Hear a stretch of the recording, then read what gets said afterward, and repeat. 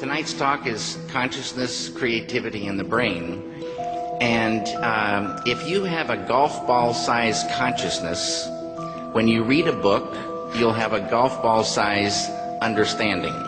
When you look out, a golf ball-sized awareness. And when you wake up in the morning, a golf ball-sized wakefulness. But if you could expand that consciousness, then you read the book, more understanding. You look out, more awareness, and when you wake up, more wakefulness. It's consciousness. And there's an ocean of pure, vibrant consciousness inside each one of us. And it's right at the source and base of mind, right at the source of thought, and it's also at the source of all matter. There is no matter as such. All matter originates and exists only by virtue of a force which brings the particle of an atom to vibration and holds this most minute solar system of the atom together. We must assume behind this force the existence of a conscious and intelligent mind. This mind is the matrix of all matter. Matter seems like a good place to begin. The solidity of the world seems totally indisputable.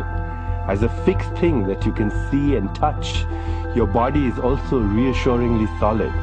But beginning with Einstein, modern physics has assured us that this solidity is a mirage. All of physical matter, everything we have around us, is the result of a frequency. And what that also means is that if you amplify the frequency, the structure of the matter will change. What this self-contained system is a hologram. It's what I call the super hologram. Everything within it is an expression of that hologram.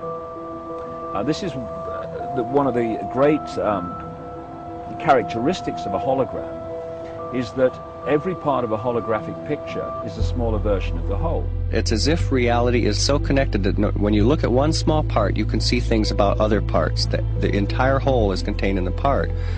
And in a sense, you can't divide reality up because we're cutting up a hologram. We can't find where one particle is because it's always a reflection of all particles. In a hologram, the whole pattern is whole and complete unto itself. And if you were to take any little portion of this whole out and examine it closely, you will see the entire pattern repeating itself again and again and again. Anywhere in this pattern, if we were to change one little aspect on any one of these little holograms, that change would be reflected throughout the entire system. Quantum physics has revealed what ancient masters knew. Matter does not exist.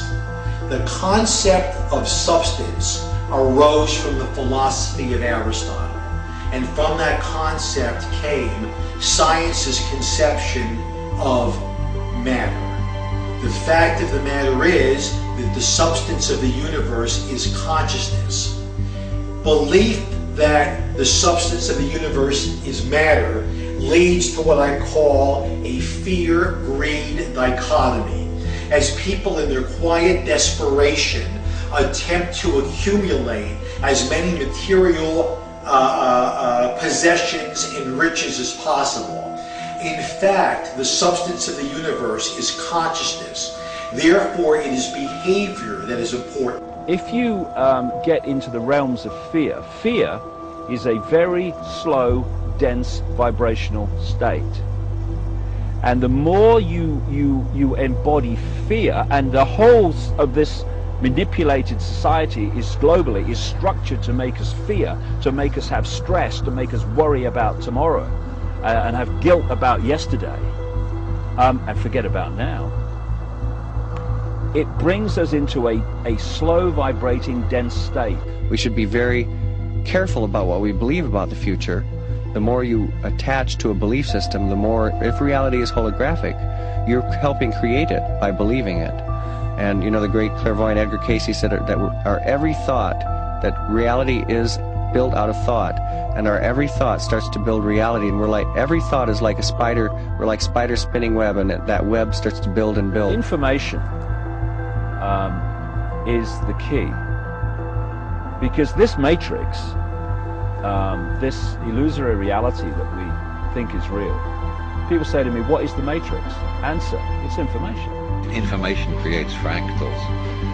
As information flow increases, the number of fractals, mathematically speaking, increase. This was demonstrated by a mathematician named Theodore Gordon. Fractals are unpredictable functions, so things are becoming more and more unpredictable.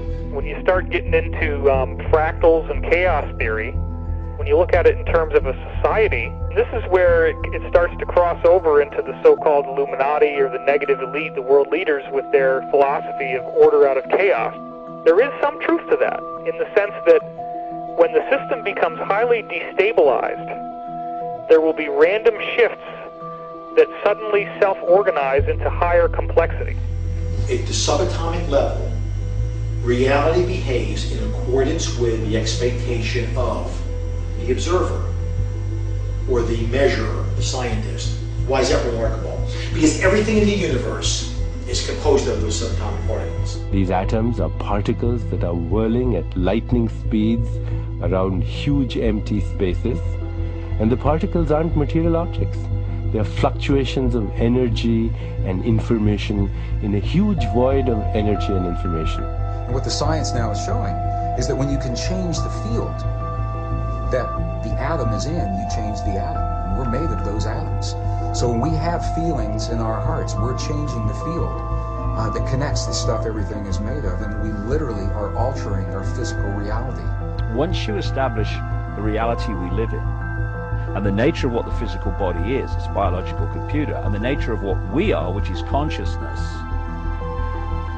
and then you start, as I have, looking at the way this world is structured and how it works and why they do this and why they do that, it suddenly brings into crystal clarity why the world is structured as it is.